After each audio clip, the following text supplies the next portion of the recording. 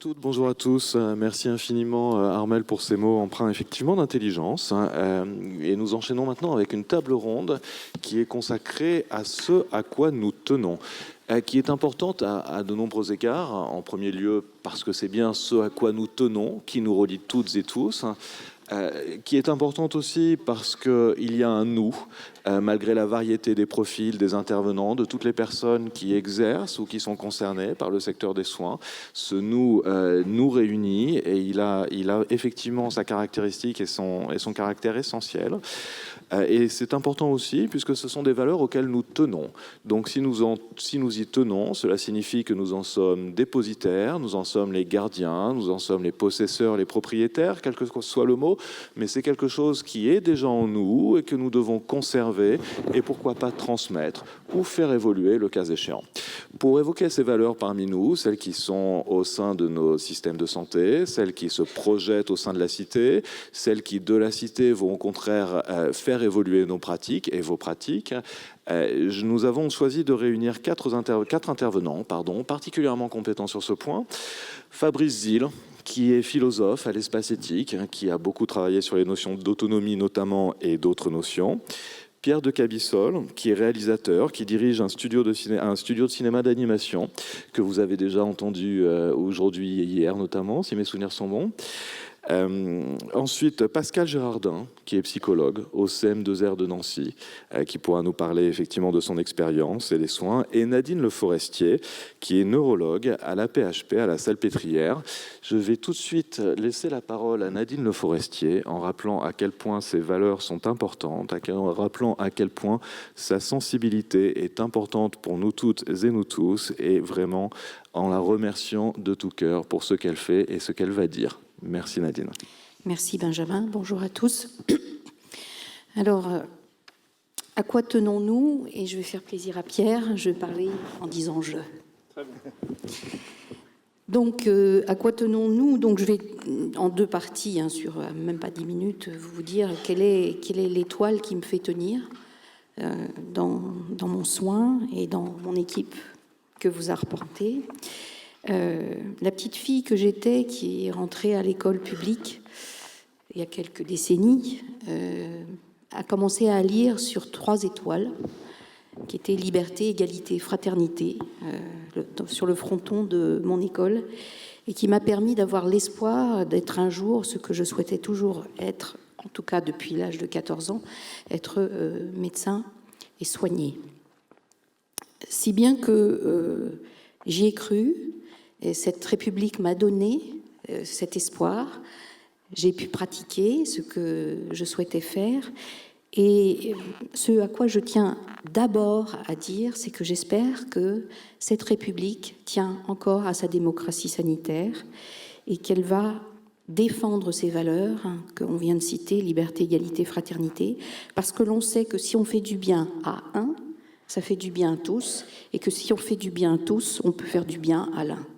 Et ça, c'est vraiment, à mon avis, essentiel, parce que cet hôpital public qui me reçoit tous les jours et qui reçoit des patients et des proches nous a donné la possibilité d'appliquer une qualité, de s'interroger sur cette qualité du travail pour avoir ce privilège, ce luxe d'avoir la qualité d'expliquer l'art, qui est de savoir un petit peu par avance, mais pas grand-chose en fait, de ce que l'on comprend de l'autre que l'on va soigner, et permettre d'avoir ce précieux temps de pouvoir expliquer cette expertise pour que finalement tous les acteurs de terrain, et j'inclus bien sûr le patient et sa famille, soient dans une même concorde pour avancer ensemble. Donc ça, c'est essentiel.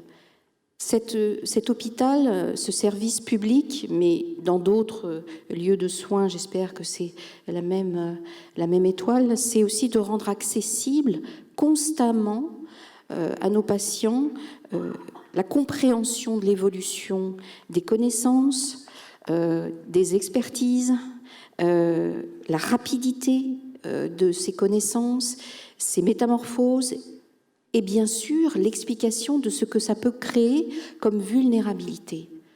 Dans ma consultation aujourd'hui, j'ai une part très importante de... on va peut-être dire que c'est un paternalisme. Hier, on a travaillé le mot loyauté brièvement à l'atelier, qu'il y a peut-être quelque chose du devoir de considérer que l'élève, c'est le patient et le professeur, c'est le médecin. C'est pas ce que je pense incarner, en tout cas j'espère que c'est pas ça, mais il n'empêche que notre devoir, dans ce temps précieux qu'il m'est encore donné de vivre à l'hôpital, c'est de pouvoir à la fois donner toutes ces connaissances, les partager, mais aussi éveiller les consciences par rapport à toutes ces vulnérabilités qui sont en train de se créer, que ce soit effectivement au chevet du malade, où on a tendance à escamoter l'intime, et vous nous en avez vraiment merveilleusement parlé, mais également escamoter la parole de celui qui pourrait se permettre de dire non. Je ne veux pas que vous rentriez dans ma chambre avec 3 externes et 2 internes. Je ne veux pas. Est-ce qu'il y a encore cette parole de liberté pour le patient? Il faut se poser la question. Ce qui m'a été donné aussi de vivre, et c'est aujourd'hui comme hier, et ça va être le cas encore cet après-midi, et je reprends le titre d'un de vos magazines, l'Espace éthique, c'est qu'on a cette chance de prendre encore le temps de l'éthique. Je pense que se poser les questions de notre positionnement par rapport à cet engrenage qu'offre le soin, qu'offre ces diversités de personnalisation, et encore, on en est loin de personnaliser le soin, est vraiment un devoir déontologique, voire je dirais même ontologique du fait d'être soignant, mais d'être aussi face à des personnes qui doivent continuer à nous métamorphoser et à nous faire pratiquement oublier que nous avons une blouse blanche, mais que nous sommes d'abord, que nous incarnons d'abord quelqu'un qui apprend par l'autre, mais qui va aussi transformer la relation de soins dans un dialogue. Donc se prendre le temps de l'éthique qui nous est encore donné, j'y tiens, c'est une étoile, et c'est presque une soif personnelle qui nous permet de tenir, et je pense que c'est une exigence politique. Et je pense que si vous êtes là aujourd'hui, c'est que vous partagez, j'espère, ce morceau de ciel. Également apporter de la transparence par rapport à tout ce que l'on sait pour pouvoir informer le patient, c'est un minimum, mais on a à cœur à l'espace éthique et dans les amphithéâtres aujourd'hui de dire que informer, mais c'est un minimum requis. Ce qui nous intéresse, c'est de rendre compétents les patients et les proches, qui nous-mêmes nous rendent compétents dans une adaptation de leur savoir. Quand je soigne des patients qui ont une maladie de Charcot, plus ou moins avec démence, mais admettons une maladie de Charcot qui se paralyse progressivement en quelques mois, les professionnels qui prennent la parole aujourd'hui, ce sont les proches, des proches absolument percutants dans leur adaptation de comment aider la marche de leur conjoint. Quand un patient boite, disait un de mes patients, mais il boite à droite, moi je boite à gauche, parce que si je boite pas à gauche, il tombe. C'est vraiment l'aspiration des glaires chez un patient qui commence à mal respirer. L'appareil qu'on utilise aujourd'hui, c'est la création d'un de mes patients. Donc tout ça, c'est vraiment des forces inouïes d'amélioration des pratiques qui nous est encore donné aujourd'hui dans un soin qui se veut, j'espère, équitable, et j'espère qu'il ne va pas disparaître pour des raisons absolument financières. Vous parliez tout à l'heure de mon service, puisqu'avec Caroline Papex, je coordonne, on va dire ça comme ça, l'espace que vous connaissez pour le traitement de votre maladie. Un jour, en tout cas tous les mois, nous avons un rapport d'activité. Et comme c'est un hôpital de jour, il faut faire du chiffre. Et celui qui est responsable de cette activité nous dit vous avez fait moins de 2% ce mois-ci, qu'est-ce qui s'est passé? Moi, la première chose que je réponds, ça veut dire que nos patients vont mieux, puisqu'ils ont moins besoin d'être hospitalisés. Ça ne va pas du tout. Il va falloir que vous fassiez payer plus de 2%. Il faut qu'on trouve un système pour que vous rentriez dans les chiffres. Alors, qu'est-ce qu'on a fait? Eh bien, on a enlevé 2 lits dans une chambre et on a mis 5 fauteuils. Si bien qu'on associe des patients qui ont effectivement la même maladie, pas au même degré d'évolution. Mais c'est une catastrophe. On nous l'impose. Et ça, c'est pas possible. Vous souffrez de cet espace contrit qui bafoue le minimum de discrétion, mais nous aussi. On est bafoué dans notre désir d'avoir une chambre pour chaque patient, pour avoir le temps d'expliquer dans sa singularité, pleurer, s'émouvoir, écouter le proche, qui a le droit aussi de flancher, etc. Donc ces contraintes-là, je pense qu'il va falloir qu'on y travaille, ce n'est plus possible de continuer comme ça. Ce qui me fait tenir aussi, c'est que j'ai encore ce temps de pouvoir...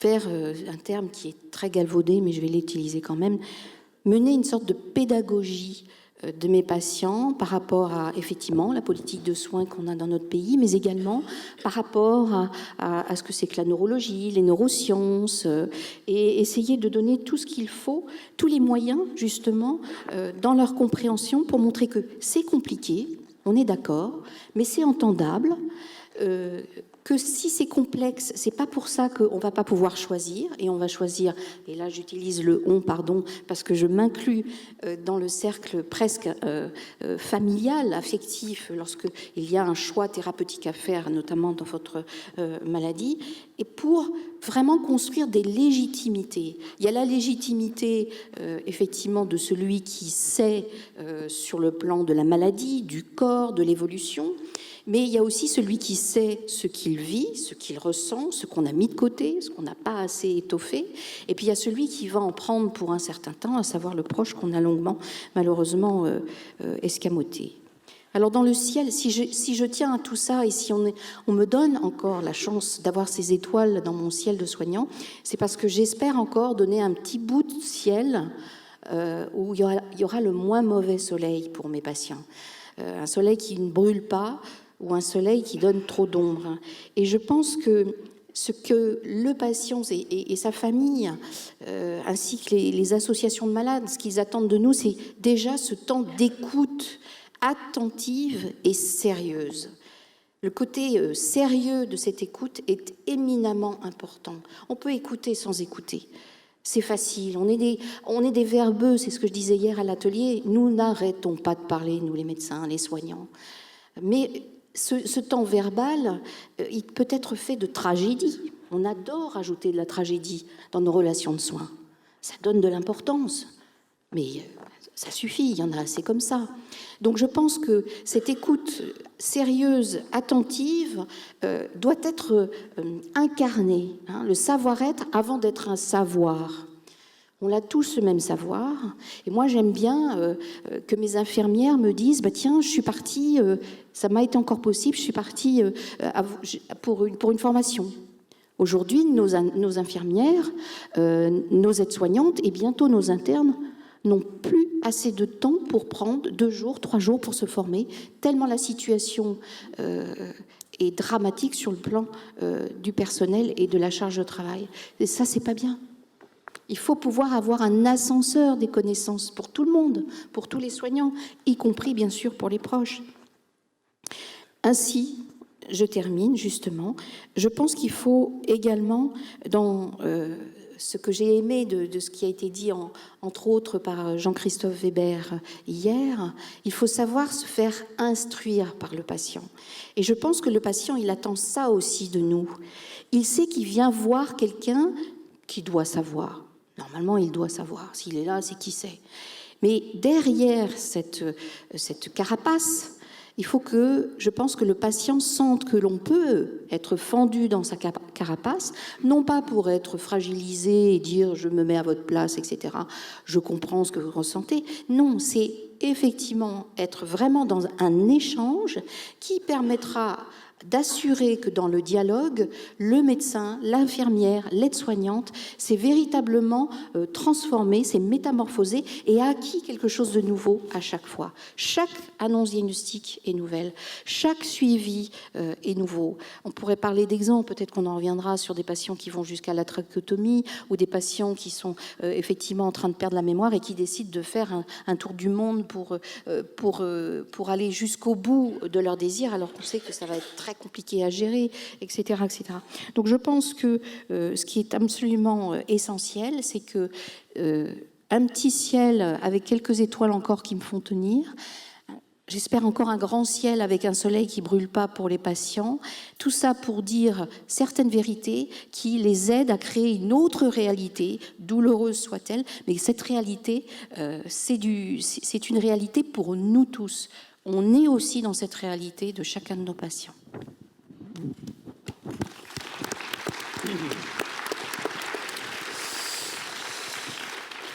Merci Nadine pour ces paroles qui sont très fortes et pardonne-moi d'être obligé de te couper. Effectivement, tu réponds non seulement à la question à quoi tenons-nous, mais aussi à la question comment tenons-nous.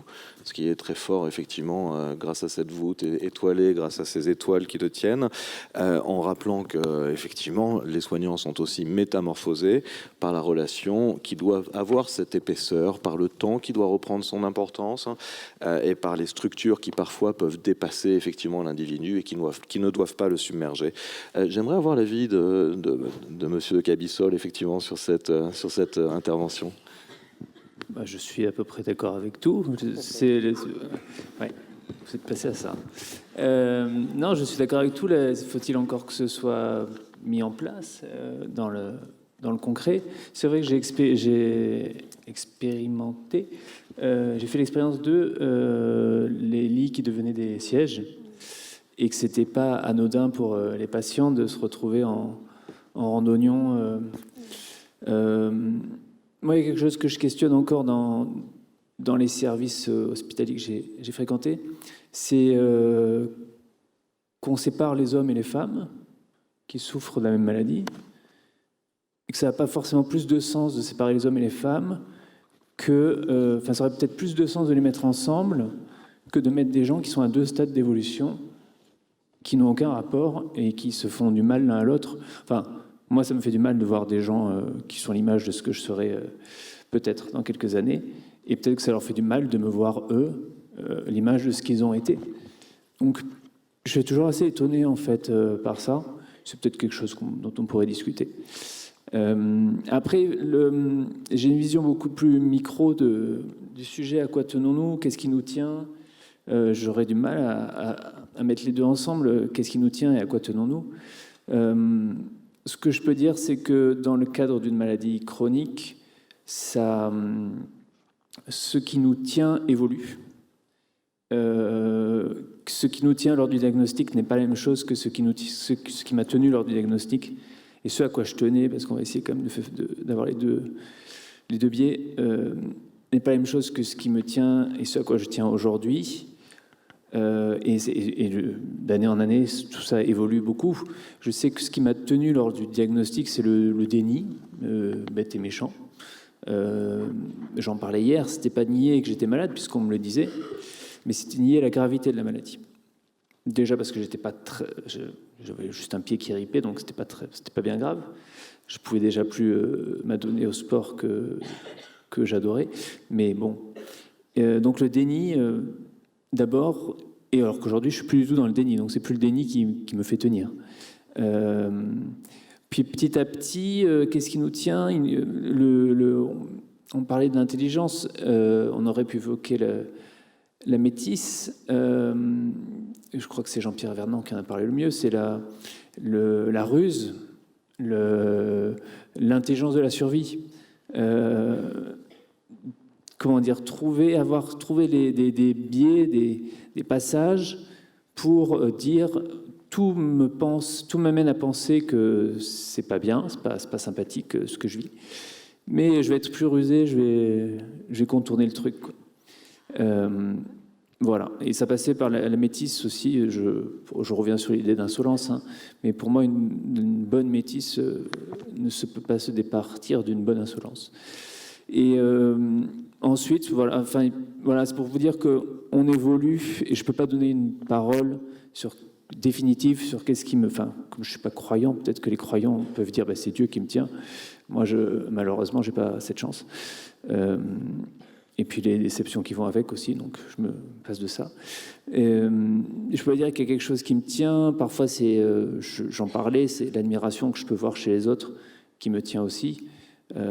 Parce que je ne me plains pas et que de cette admiration, je tire la force de continuer. Parfois, c'est une parole de médecin qui me fait tenir. Parfois, c'est une parole de médecin qui me fait plonger. Voilà, donc ça évolue, c'est une maladie qui évolue, qui est évolutive, ou dégénérative, selon qu'on est positif ou pas. Il n'y a pas de réponse toute faite à qu'est-ce qui me tient, en tout cas. Et ce à quoi je tiens... Ah aussi, je voulais revenir parce que c'est vrai que alors c'est peut-être personnel, mais sur les proches, les aidants. Mes aidants ne me tiennent pas du tout. On peut avoir l'idée que... Alors les aidants sont formidables. Je suis complètement amoureux de la femme avec qui je vis et j'admire qu'elle supporte ça, qu'elle supporte vivre avec moi alors qu'elle aurait pu se partir, même si c'est pas toujours très bien vu de quitter quelqu'un parce qu'il est malade ou handicapé. Je pose la question dans le livre, était-elle même autorisée à partir? C'est une question que je me pose encore aujourd'hui. Mais ce n'est pas l'amour de mes proches. Je ne veux pas briser des doux rêves de lecteur de Guillaume Musso, mais ce n'est pas l'amour de mes proches ou de mes amis qui me tient. Mes aidants m'aident, mais c'est moi, c'est ma stratégie par rapport à la maladie et à la vie qui me fait tenir. C'est une maladie de l'intime, c'est une maladie de l'autodestruction, où on s'autodétruit, le corps s'autodétruit. Et seul moi même peut trouver des solutions pour tenir. Et je ne demande pas à mes aidants de trouver ces solutions de volonté et d'intelligence. Je demande à mes aidants de m'aider dans la pratique, dans la logistique. Voilà. Mais ce n'est pas leur amour ou leur amitié qui fait que ils ne me transcendent pas, quoi. Contrairement à ce que j'entends assez souvent dans la peau des non-malades, parce que j'ai déjà eu ces discussions avec des malades qui sont, pour certains avec qui j'ai pu discuter, assez d'accord avec moi. C'est bien d'avoir quelqu'un pour pousser le fauteuil, mais c'est aussi douloureux d'avoir quelqu'un qui doit pousser son fauteuil. Donc, est-ce que vraiment il nous aide ou est-ce qu'il nous handicape, nos aidants? Je ne sais pas. C'est hyper compliqué. Mais voilà ce que j'avais à dire sur ce sujet fort intéressant. Merci infiniment. Oui, voilà, effectivement, merci. Vous avez un vocabulaire qui est très guerrier dans la façon que vous avez effectivement de présenter les choses. Vous avez parlé de stratégie, d'autodestruction évidemment. Vous avez insisté beaucoup sur la métisse, la ruse effectivement qu'on associe, comme l'a dit Armelle auparavant, à Ulysse, qui avant d'être un berger était effectivement un chef de guerre. Et en même temps, de dire que effectivement, ça n'est pas cet amour qui vous porte. C'est très intéressant vu de l'extérieur, effectivement, dans cette perspective d'évolution. Alors, tous les deux, vous avez insisté sur l'évolution nécessaire. Toi, tu as parlé de métamorphose. Vous avez parlé d'évolution, effectivement, de transformation, de dire que tout est dans le mouvement. Que peut en dire le philosophe de ce point de vue-là, Fabrice? Merci beaucoup. J'étais en pleine rêverie, là, en train d'essayer de tirer des fils. Je vais repartir de à quoi tenons-nous et de cette espèce d'aspiration, d'ascenseur ascensionnel que ça nous fait faire vers des valeurs très élevées et redescendre. Mon fils est en train d'apprendre la fameuse réplique d'Harpagon dans l'Avare, ma cassette, où est passée ma cassette. Et partons de nos petits tests de temps en temps, essayons de résister à la bien-pensance et à l'ascenseur axiologique. À quoi tenons-nous? On est quand même d'abord vitalement, je pense à Jean-Christophe Weber parlait de Canguilhem. Canguilhem, c'est des valeurs individuelles, c'est des valeurs vitales. Donc, Harpagon, c'est simple, il tient sa cassette. Voilà. On a tous des petits attachements comme ça qui ont un petit aspect ridicule. On connaît tous des petits chefs dans notre entourage ou distant ou pas, mais des gens qui tiennent très manifestement au fait d'avoir un petit pouvoir, pas forcément de devenir Napoléon ou Néron, mais avoir un petit pouvoir. Il y a le vaniteux qui veut être regardé, avoir de la lumière. Et puis, évidemment, on se demande si on a des habitudes aussi. Marguerite Duras, la grande écrivaine française, ne pouvait pas se mettre à écrire avant que son lit soit fait, avant d'avoir fait son lit. Intéressant ça quand même, elle les tient. C'est quelque chose qui fait partie de sa routine vitale, qui rend possible quelque chose. Et je pense qu'avant de monter vers les valeurs, il faut penser à ça. Et quand j'entends Pierre parler d'intelligence, moi je suis plus à l'aise dans cette intelligence que dans les savoirs. Et effectivement, il y a Vernon, il y a Marcel Détienne, et c'est pas en l'occurrence des savoirs, c'est une intelligence qui qui bouge, qui n'arrête pas, et ce qui me soutient un moment me soutient plus à un autre, et je trouve ça très, très important de le souligner. Mon deuxième point, c'est que à quoi tenons-nous ? Il y a le nous. Alors, Pierre a critiqué le on, Nadine a repris le jeu. Moi, je voudrais reprendre le nous dans l'intention de à quoi tenons-nous. Il y a aussi l'idée que un collectif, une multitude de gens comme vous dans cette salle et avec nous, on peut être une agrégation d'individus distincts. Et puis, ce qui fait qu'on peut devenir un nous à un moment donné, un collectif, peut-être une communauté. Alors là, c'est vraiment une exigence très forte. Pour qu'un collectif devienne une communauté, pour qu'une multitude devienne une communauté, il faut des valeurs, il faut qu'on puisse dire à quoi nous tenons.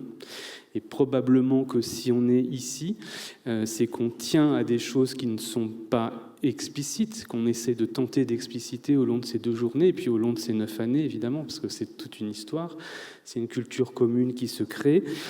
C'est des valeurs qu'on découvre en même temps qu'on essaye de les trouver. Elles ne sont pas déjà là, on les a peut-être pas inventées, mais on les a reformulées. Je pense à consentement qui devient assentiment, je pense à annoncer le diagnostic qui devient énoncé. Il y a une attention.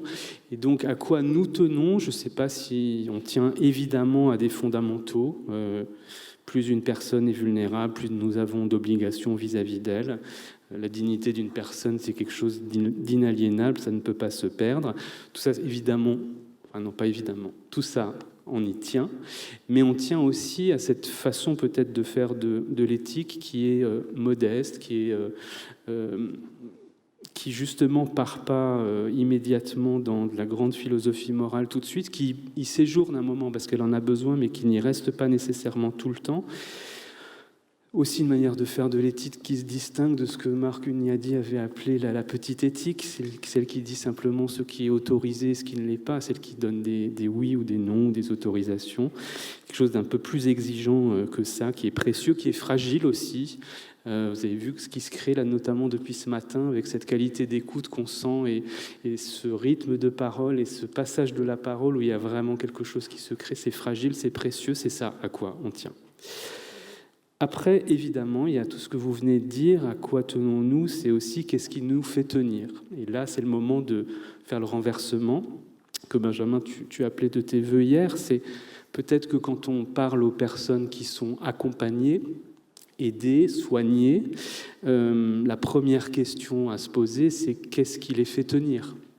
Qu'est-ce qui les fait tenir ? Qu'est-ce qui les aide à tenir ? Qu'est-ce qui les aide à ne pas lâcher ? Qu'est-ce qui fait qu'ils ne tombent pas ?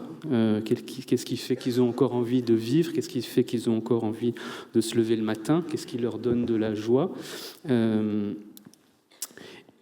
Donc ça veut dire probablement que recueillir le consentement, bien sûr, c'est important. Mais si on recueille le consentement, c'est qu'on veut aller recueillir quelque chose de beaucoup plus fondamental derrière. C'est qu'on se préoccupe de ce à quoi tient la personne et qu'on voit dans la personne quelqu'un qui tient à quelque chose. C'est du Canguilhem dans le texte, qui tient à quelque chose, qui est attaché à quelque chose, et puis qu'un certain nombre de choses font tenir. Et merci Pierre d'avoir introduit cette dimension de la temporalité, parce que ce n'est pas les mêmes choses au même moment qui font tenir. Donc c'est la question de nos attachements. Quels sont nos attachements ? Quels sont les attachements des personnes qu'on s'efforce d'aider dans une maladie chronique qu'on ne va pas soigner, mais quels sont leurs attachements ? Qu'est-ce qui les fait tenir, ces personnes qu'on essaye d'accompagner ? Mon dernier point, c'est, je pense que dès qu'on commence à se poser la question « à quoi tenons-nous ?», on se pose une question existentielle, en fait. On se demande à la fois qui nous sommes, parce que nos valeurs, nos attachements, nos petitesses, nos routines, elles nous définissent. C'est à la fois une question existentielle qui est-ce que nous sommes en propre, singulièrement, et puis qu'est-ce que nous voudrions être. Il y a cet écart entre ce que nous sommes et ce que nous voudrions être, à quoi nous tenons. On n'est pas toujours à la hauteur de ce qu'on voudrait être, de ce qu'on voudrait offrir, de l'exigence, de l'idéal de soi qu'on peut avoir, mais il y a cette exigence d'essayer de faire de son mieux. Donc ça pose évidemment la question du sens et la question de ce à quoi nous consacrons du temps. C'est peut-être ça ce qui sera mon dernier point. À quoi tenons-nous ? La discussion d'hier en fin de journée, mais je pense comme beaucoup, m'a beaucoup questionné. C'est pas se dire est-ce qu'il y a des choses plus importantes que d'autres, est-ce qu'il y a des souffrances plus importantes que d'autres, est-ce qu'il y a des causes plus importantes que d'autres. Je pense que c'est... vous savez, il y a ce débat en philosophie, est-ce que la philosophie c'est une méditation de la mort ?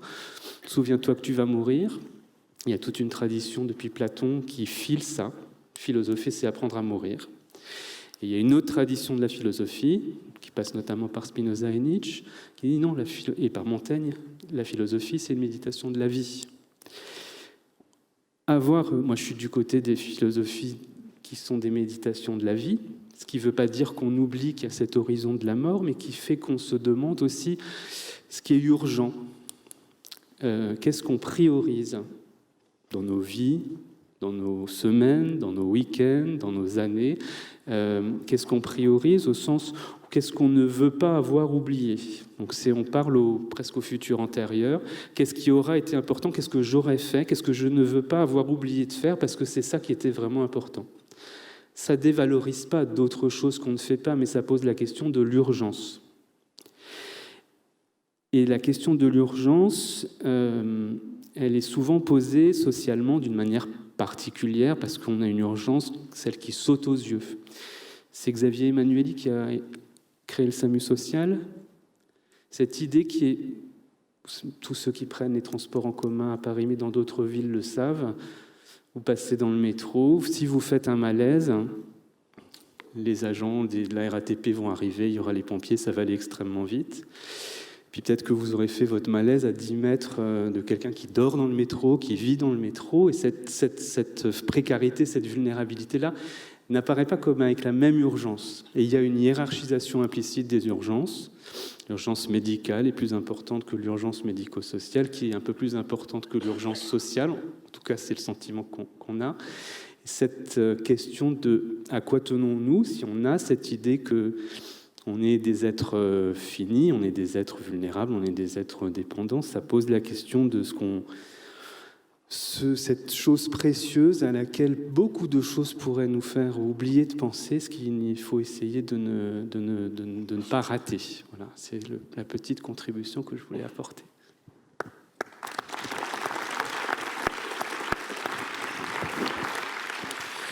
Merci, tu soulignes à juste titre là aussi l'urgence, la problématique temporelle évidemment, et la nécessité peut-être de préciser ces valeurs qui sera en question. Ces valeurs sont-elles dissibles? Peuvent-elles être partagées? Il faut qu'elles le soient pour faire groupe, effectivement.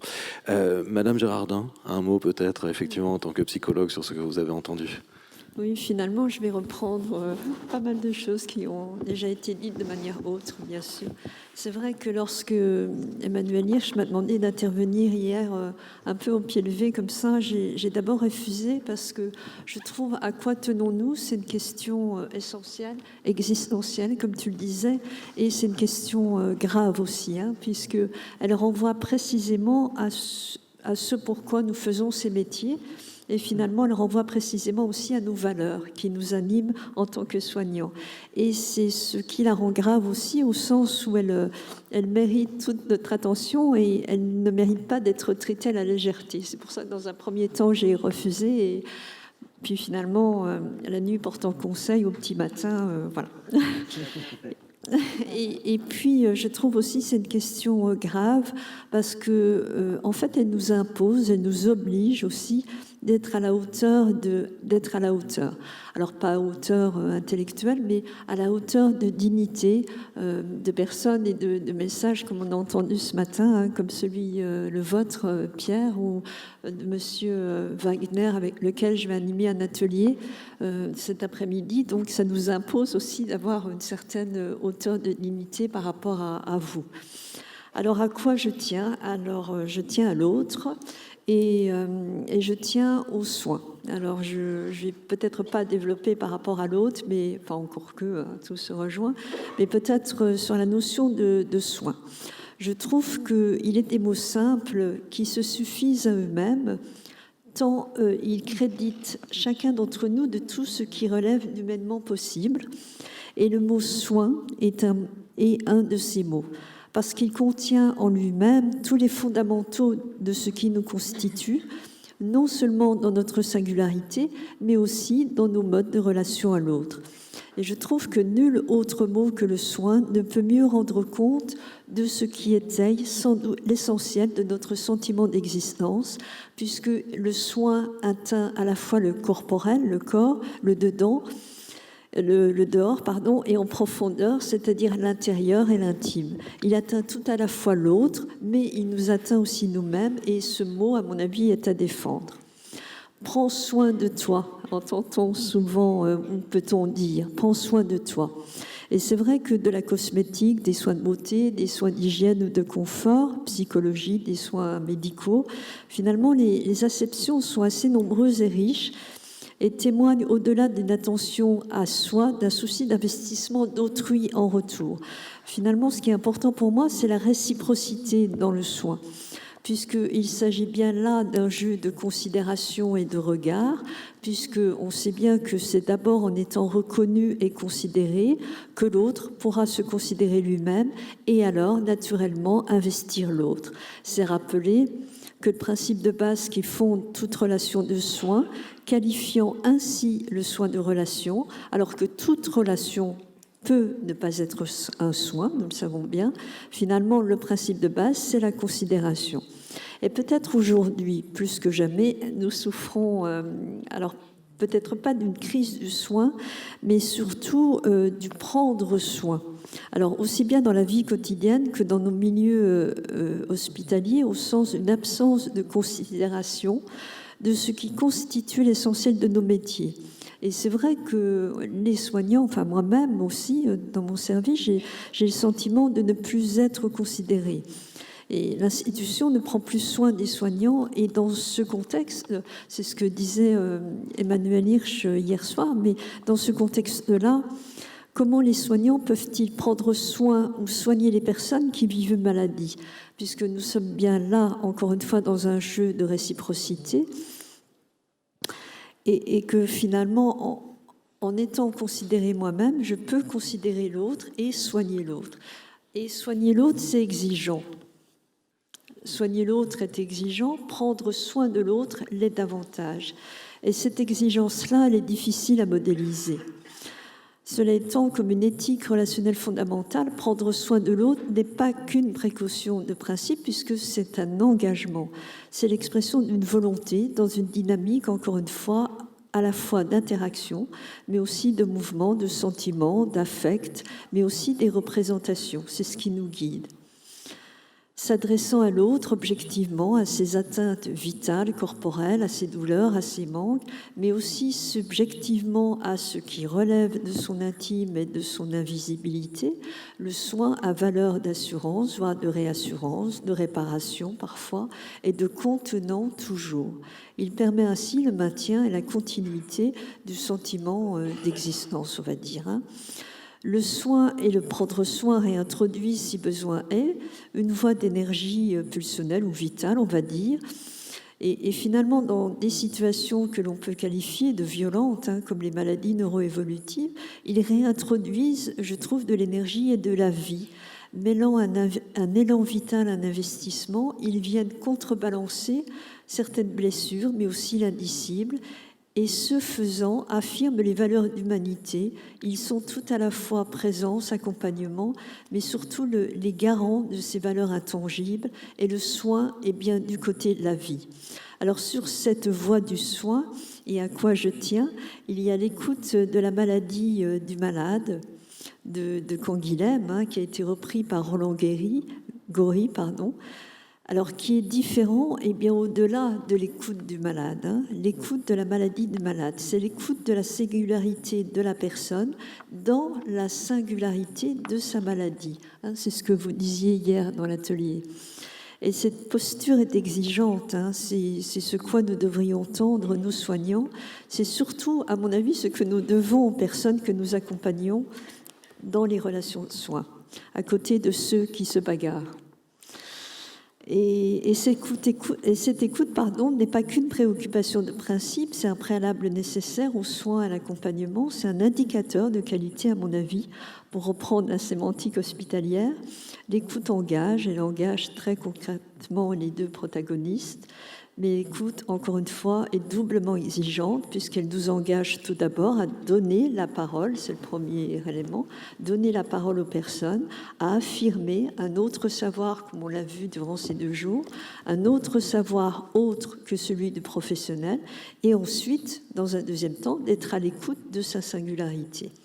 Et puis, dernier élément dans cette mouvance de notion nouvelle émergente de promotion de l'autonomie de la personne et de sa responsabilisation, ce que je disais hier dans l'atelier, c'est peut-être être vigilant à ce que ces notions ne deviennent pas des injonctions, avec l'idée d'un réel progrès incontestable, mais du risque aussi de la passion de l'ordre, qui est aussi décrit, ou que dénonce plutôt Roland Gori. L'écart à la norme de Michel Foucault, parce qu'il nous revient à penser aussi aux laissés pour compte, c'est-à-dire ceux qui ne peuvent pas s'exprimer, mais surtout ceux qui ne le souhaitent pas ou qui le refusent ou qui ne sont pas en capacité de le faire. Et la question aujourd'hui, c'est peut-être pas tant de se demander comment la personne peut être acteur de sa maladie, encore que, je suis d'accord avec vous, il reste encore beaucoup de chemin à parcourir, mais la question, c'est plutôt d'être attentif, encore une fois, en tout cas c'est ce à quoi je tiens, à la subjectivité de la personne, de maintenir une réelle place à l'écoute de l'autre, de ses difficultés, de la manière dont il dit les choses, et de réfléchir aux soucis de l'autre. C'est l'éthique de l'attention, c'est l'éthique de l'investissement. Et pour conclure, ce à quoi je tiens également, et ce qui me fait tenir, je tiens à cet espace éthique, à ces journées de réflexion. Alors un grand merci à Emmanuel Hirsch, à Virginie, à Pierre-Emmanuel, à Fabrice également, parce que je trouve que finalement, on a peu d'espace à penser, on en a de moins en moins dans nos services. Et je trouve que le fait qu'il y ait moins d'espace à penser participe aussi à nos mal-être dans les hôpitaux. Et or, ces espaces à penser sont précieux et à défendre parce qu'ils nous soignent également. Et c'est bien en prenant soin de nous que nous allons pouvoir retourner dans nos services les jours prochains, pour continuer à soigner, à accompagner et à prendre soin. Je vous remercie.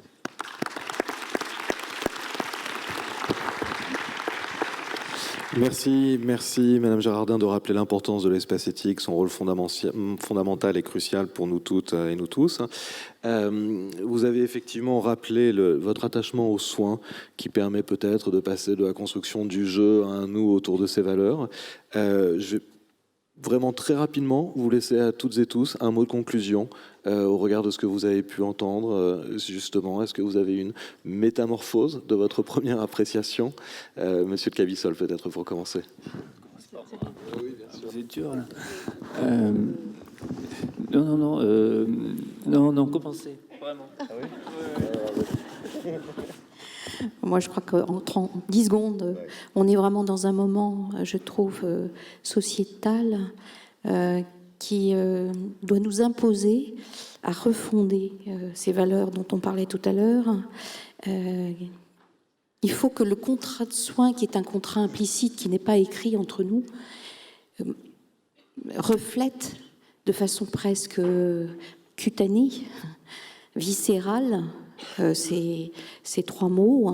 Il faut que le patient ainsi que le soignant se sentent libres dans la relation de soins, devant des oui, devant des non, devant des dénis, devant la haine, devant l'angoisse, devant l'anxiété, parfois l'agression. Il faut que le patient ainsi que le soignant soient persuadés qu'il y a une équité, quelle que soit l'origine géographique de nos patients, quels que soient les idéaux, quelles que soient les spiritualités, on va dire les opinions, puisque c'est maintenant ce qui domine. Et enfin, que nous tous, avec nos soignants, ceux qui sont en grande souffrance, qui ne sont pas assez nombreux, qui n'ont pas des salaires décents, puissent sentir en nous, puisqu'il y a toujours cette pyramidale de pouvoir, sentent une grande fraternité entre nous. Bravo, merci. Monsieur de Cavissol, en deuxième position, ça vous Je sentais que ça allait revenir. Non, moi je voulais remercier Emmanuel Hirsch de m'avoir convié à cette université d'été dont j'ignorais même l'existence. Et ça serait bien que plus de gens sachent que ça existe et sachent qu'il y a des gens, même que plus de malades sachent que des gens intelligents et de tout corps de métier confondu réfléchissent à la manière dont ils doivent aborder le patient, le malade.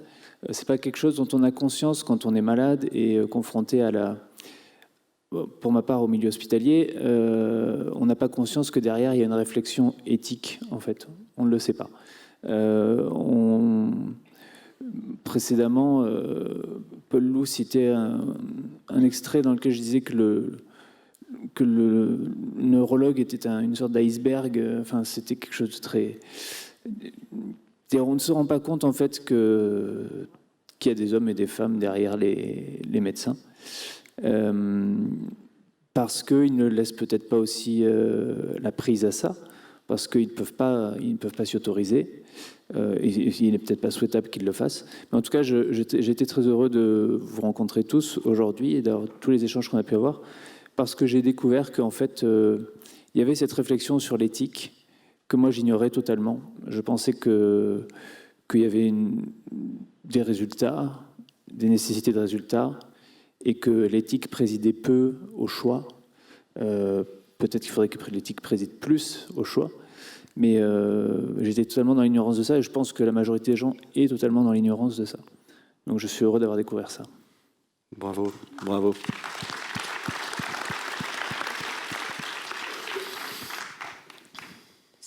Oui, Madame Gérardin. Oui, écoutez, un grand merci à vous aussi. Et puis, peut-être prenons soin de nous encore cet après-midi, puisque nous avons une grande après-midi d'ateliers de réflexion, d'échange, et voilà. Merci. Fabrice. Je vais répondre à la question qu'Emmanuel Hirsch a posée à Léo Koutelek. Quelle conclusion on peut tirer de ce que tu as dit? Bon. Demain, vous rentrez dans votre EHPAD, dans un hôpital, dans un accueil de jour, dans une MAIA, peu importe votre contexte d'exercice et votre métier. Qu'est-ce que ça... En tout cas, ce que quelques-uns, là, on a essayé de présenter dans cette table. Moi, je vous dirais, regardez les personnes dont vous prenez soin, que vous accompagnez, comme Marguerite Duras. Bon. Demandez-vous ce qui l'a fait tenir, ce qui l'a fait courir, ce qui l'a fait avoir envie de se lever le matin. Elle a envie d'écrire.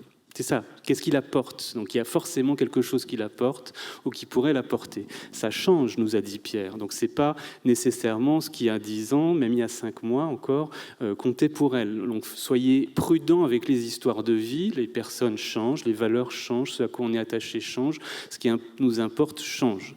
Donc pensez à ça, mais allez chercher au-delà du consentement, des signatures, allez chercher ce qui porte la personne, ce qui la tient, à quoi elle tient. Je pense que c'est une excellente question à se poser. Et n'oubliez pas d'être concret là-dedans, parce que Marguerite Duras, pour écrire, elle a besoin que son lit soit fait. Et il y a des petites choses qui nous tiennent et qui nous aident à faire les grandes choses auxquelles on est attaché. Et ça, vous pouvez aider. C'est peut-être très modeste, mais faire le lit de Marguerite Duras le matin, si ça lui permet d'écrire, c'est extrêmement important pour Marguerite Duras et pour nous qui allons lire ce qu'elle va faire. Donc je pense, voilà, en retournant dans votre EHPAD, votre hôpital, votre accueil de jour, votre MAIA, votre structure, pensez à Marguerite Duras. Bravo. Merci infiniment à toutes et tous. Merci effectivement de nous d'avoir rappelé cette nécessité d'humanité dans les relations que nous entretenons.